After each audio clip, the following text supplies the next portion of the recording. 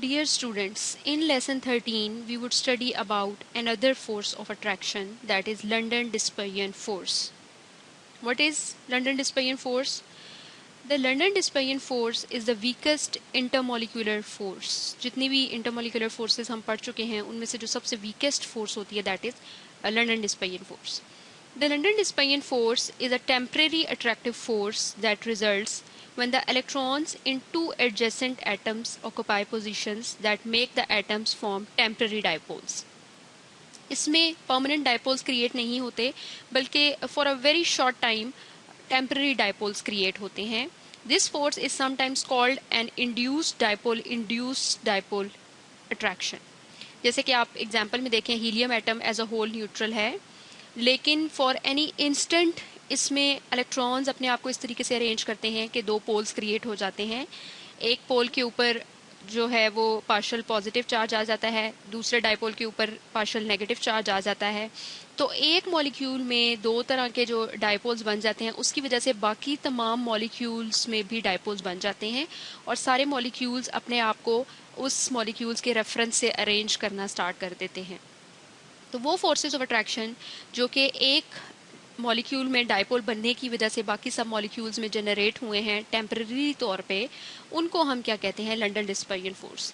जैसे कि ये आप देख रहे हैं, ये एक हीलियम एटम है, ये दूसरा हीलियम एटम है, इनमें ये टेम्पररी डाइपोल्स डेवलप हो गए हैं. तो ये जो फोर्स ऑफ अट्रैक्शन डेवलप हुई है इस पार्शियल पॉजिटिव चार्ज में और इस पार्शियल नेगेटिव चार्ज के दरमियान में, इसको हम क्या कहते हैं? लंडन डिस्पर्जन फोर्स कहते हैं. London dispersion forces are also known as dispersion forces, London forces, instantaneous dipole-induced dipole forces, or loosely van der Waals forces, because they are a part of the van der Waals forces. The LDF, London dispersion forces, is named after the German-American physicist Fritz London. Diagram में भी आपको London dispersion force नज़र आ रहा है between the chlorine molecules, एक chlorine के molecule और दूसरे क्लोरीन के मॉलिक्यूल में. अब हमें पता है कि दो क्लोराइड एटम जब आपस में ज्वाइन कर रहे हैं तो दोनों इलेक्ट्रोनेगेटिव हैं, लेकिन फॉर एनी इंस्टेंट इनके दरमियान में ऐसे डाइपोल्स बन जाएंगे और इनके दरमियान में पैदा होने वाली जो फोर्स है that is London dispersion force.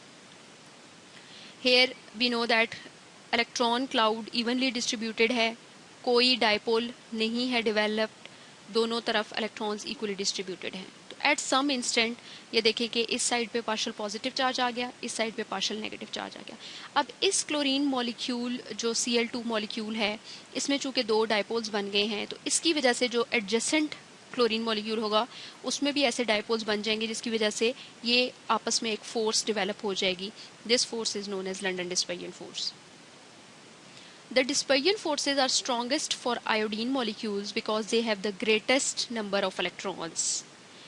ये डिपेंड करती हैं साइज के ऊपर, जितना बड़ा मॉलिक्यूल होगा उतने ही ज़्यादा उसके पास इलेक्ट्रॉन होंगे. It means they have much stronger London dispersion force. The dispersion forces are progressively weaker for bromine, chlorine and fluorine, and this is illustrated in their steadily lowering melting and boiling points. अगर आप diagram में देखें तो इनका boiling point भी इस बात की क्लियर इंडिकेशन है कि ये देख लें कि फ्लोरीन का बॉइलिंग पॉइंट कितना है, क्लोरीन का कितना है, ब्रोमीन का कितना है, आयोडीन का कितना है. इसका मतलब ये है कि जो मेल्टिंग पॉइंट्स और बॉइलिंग पॉइंट्स हैं ये डिपेंडेंट होते हैं लंडन डिस्पर्जन फोर्सेस के ऊपर. Bromine is a liquid at room temperature, while chlorine and fluorine are gases whose molecules are much farther apart from one another. Intermolecular forces are nearly non-existent in the gas state, and so the dispersion forces in chlorine and fluorine only become measurable as the temperature decreases and they condense into the liquid state. इनको जब हम condensed state में study करते हैं तो उसमें ये appear होती हैं.